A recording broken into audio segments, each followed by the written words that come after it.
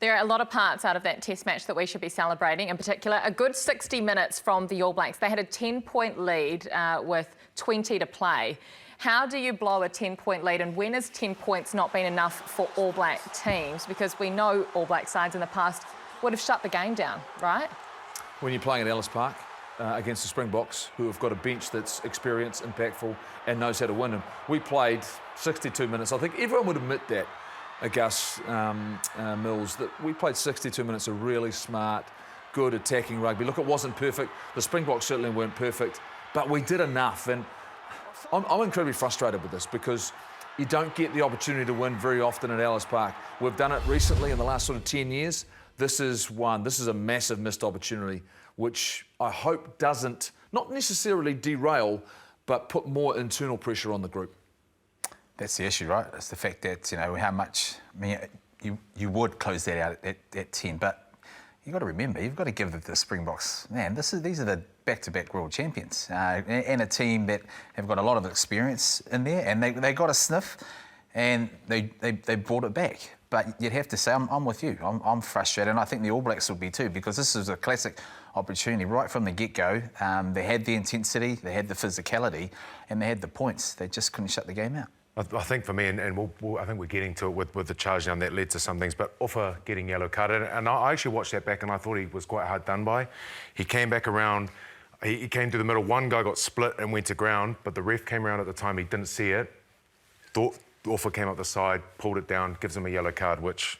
In the context of the game, though, Gus, yeah. Is that a risk? I mean, you're in that. You've been in that situation in many a game before. You're defending your line, knowing the threat and the momentum. You're doing everything you possibly can in a part of the game which is very hard to understand and hard to referee. Was that a risk that was worth taking, in your view?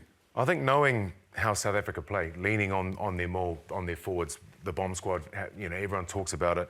It's split-second decisions, and Offa came out the side, he came back around, saw an opportunity to come through the middle, and stuff like that happens so quickly in a game. You have to make that decision and commit to it. If he doesn't, they probably maul that over the line anyway. But is the yellow card the problem here, though? Is the fact that we were down to 14 men for 10 minutes, the most critical part of the game, when the game was on the line? I mean, that's the issue I have with it.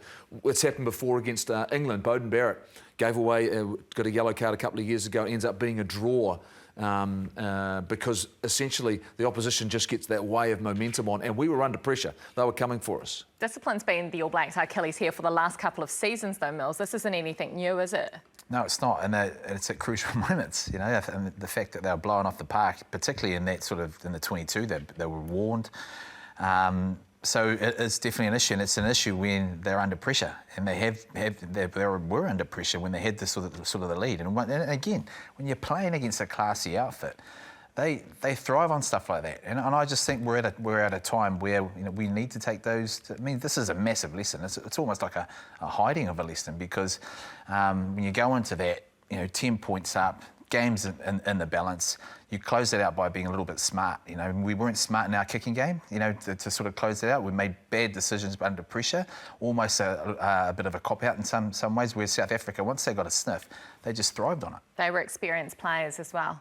That wasn't an experience making those decisions at the end.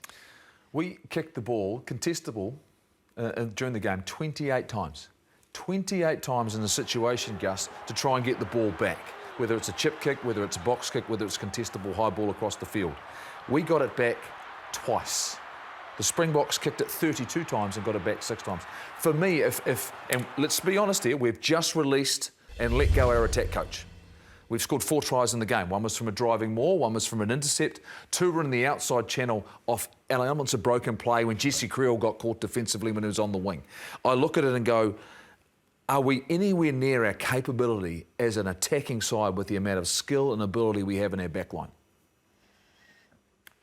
Leave that to the backs. Well, no, you're an important part of this, because how much are we relying on our forwards, the work to go? How much are we playing for penalties? The fact that we're looking at the back of a breakdown and we're not shifting the ball, we're trying to get a penalty to kick for a line-out drive or to go to a scrum.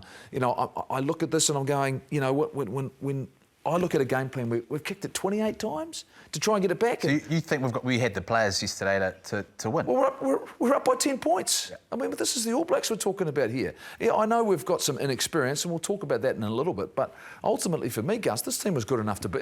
We were in control of this test match. It's a test match that we would normally think that we would win.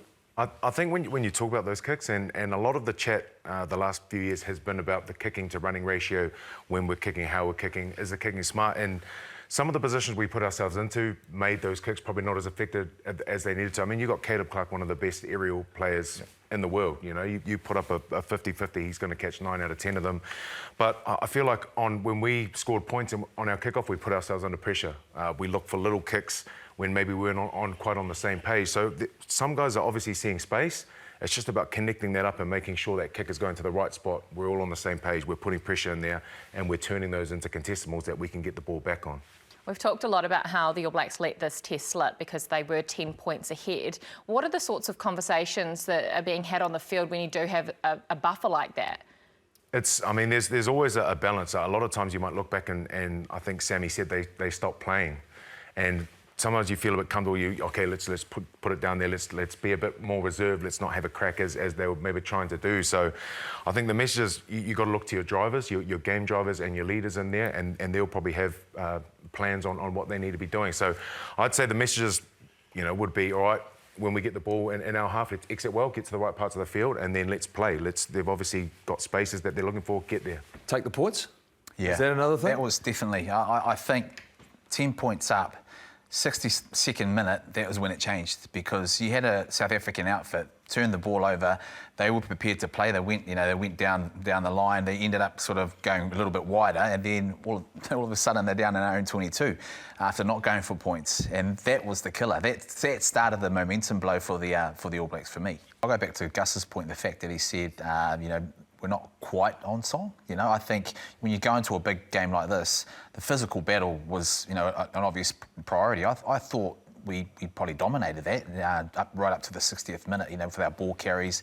But then the innovation, I haven't quite seen that click yet, Jeff. And I don't know whether you had those. I mean, those tries were off turnover ball. There was a more that was sort of happened. They wanted to get another. There was another innovative sort of, line out, but it didn't sort of come off, so that they are trying things. They're trying things. The thing that's concerning for me is that this wasn't a very good Springbok performance in terms of accuracy. They presented us with a number of opportunities, particularly early, and they made mistakes like that defensively we're not used to them making. And these conditions in some ways were perfect for us. The more the ball was in play, the better the tempo, the more we can use our skill set if there's an element of fatigue. There's no doubt they're fit. They had a really inexperienced 10 and 15. I'm not sure you're going to get much better an opportunity to beat them. I honestly don't. We had them on the rack. We had them done, and we've got to look at what we could have done differently. And when I say differently, I can't understand why we wouldn't consider, Gus, a 6-2 split when you've got the balance and adaptability of our backline players. We can fill everything with Anton Leonard-Brown and a halfback, just like they do. The fact that we ended up putting Mark Talia on for Will Jordan, one of the most dangerous players in the world when he's on. We decide to take him off. Caleb Clark goes off, and we move Rieko Ioane to the wing. I'm sitting there going, did we need to make some of these substitutions given this game? I think you picked those guys for a reason. Like Mark Talia, through Blue season, what he's done the past couple of years as an All Black, he's one of the best in the world. He's an attacking player. I think right wing is his place. I don't know. I've felt that left hand, Jeff. I know what that feels like. I think you're right. I think it's not going to be as effective as having another Lucy involved, as opposed to, if it's going to open up, and it was never looking like it was going to do. You're actually trying to close the game sort of out. Bringing on a winger as opposed to someone that's going to enforce or lift the level from a tight 5 point of view, or Lucy. We knew where they were coming, right? Exactly. We knew where they were coming. Imagine if we'd had another loose forward on the bench, Wallace Satiti, or we'd had another lock and we could have moved Scott Barrett to blindside flanker to all of a sudden to counter what the opposition have. You always talk about selecting a side for this test match. Well, you know what they're bringing. There it is, Gus. But Mills, like just before you mentioned, we probably dominated that physical battle. So why are we talking about having... Not the last 15 when it mattered. But I mean, we lose Ofa Tungafasi, who's a massive enforcer in the front row, does a lot of that hard work within the mauls, within the scrums, within the rucks, in tight defence. Like, You know, we're losing a forward here, and that's a forward battle. So if you have a 6-2 split, I suppose you could take a winger off. And Yeah, I was bring going to say, him you in. leave a winger. You leave a winger out, leave that winger out. So I don't think you necessarily need him with the balance of players we do have, but it gives us an opportunity to have another body that can handle the contest that they've just gone through for 60 minutes, because it clearly works for them. I didn't think I'd ever hear two backs wanting to drop a back and having a forward, Angus, wanting to keep an extra back on the bench. I've been stung by a 6-2 split before. We lost two Hurricanes. and our 9 was playing winger. So I've been stung before. But obviously, I mean, they did a 7-1 in the World Cup, the South Africans. So.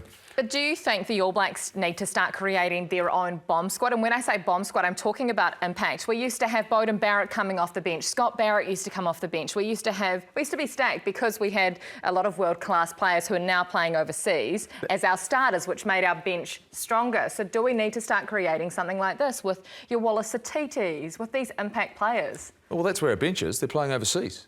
That's where they are. So you would put Aaron Smith, Richie Mo'unga, Shannon Frizzell on the bench? And Brodie Retallick? That'd be really handy. Oh, no, they could start. Or I'm not saying we bring them back. What I'm saying is apparently we're never been in a better financial position in our lives. Well, how about we pay the players that we need to be here to not just play for the All Blacks, to play Super Rugby, to be our superstars, because they are superstars. They're international class players. Springboks don't have that problem. They pick from all around the world. I'm not saying we do that. What I'm saying is we do what it takes to keep them here, so we are actually at our very, very best. The best All Black team we could possibly have. Because if you imagine those players in the mix selection-wise, and someone bumped into in the airport Aaron Smith and Brodie Retallick, they got no problem. They're good to go. If they got picked, they'd be good to go. There'd be no problem. So I'm not saying we pick them overseas.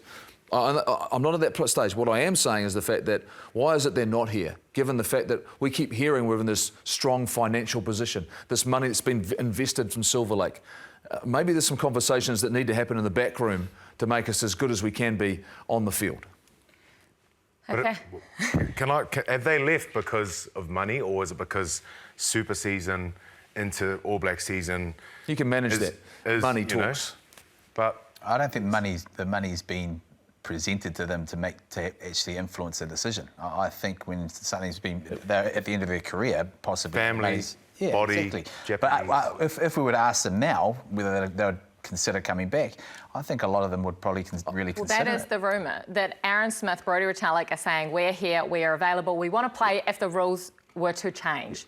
If the rules were to change. Because at the moment, I'm concerned right now that the level of competition we're getting in Super Rugby is not good enough to prepare our players for the international rugby. The gap's getting wider because we're playing Australia and Fiji, Samoa, Tongan players, that's it.